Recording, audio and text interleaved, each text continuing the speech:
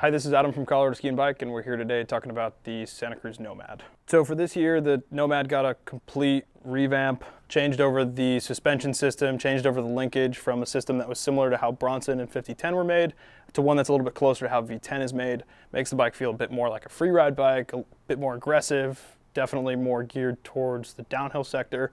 But what sets this bike apart is definitely the fact that it can still climb, but descend exceptionally well. So on this bike, there's quite a few things going on in the linkage that's different than the traditional system. It's tucked away, so your shock goes into the frame a bit more. A little bit cleaner, a little bit easier to maintain the shock here, but a bunch more travel. So you're at 170 mil travel in the rear, which gets you pretty close to what a full-on downhill bike is. Double barrel shock, so really the purpose of the new linkage, they were trying to make the suspension work as linear as possible. So really it gives you that like downhill bike feel without being a full-on downhill bike. Still a bike that you can take and rip around your local trails, but take lift access and feel fully comfortable. On the front, you're running a RockShox Lyric, which is one of their wider fork offerings for all mountain bikes in terms of the stanchion width. So this is SRAM's newest brake system, which is the Code. Codes are available on a lot of downhill bike stock, a lot of free ride bike stock. So bikes similar to the Nomad, the V10, the GT Fury, a lot of those type of bikes will be running Codes. Drivetrain here is still SRAM, but we're running a GX12 system, which is the new Eagle system.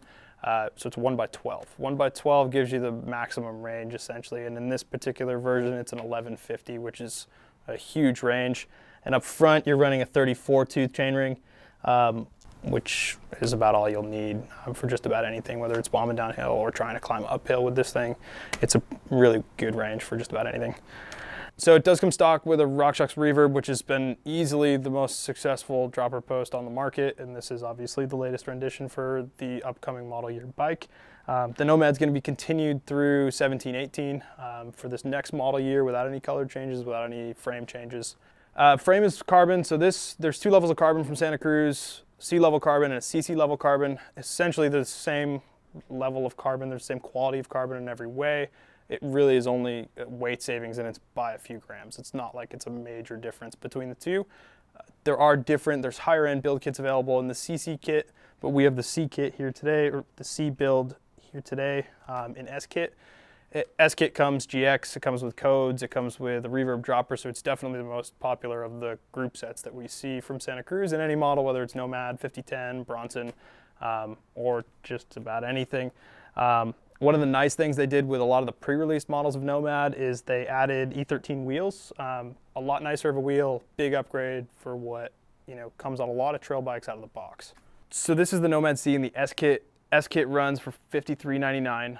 It is also available in a cheaper build kit at $48.99 and a few more expensive build kits, just depending on the frame and the drivetrain that you want to go with.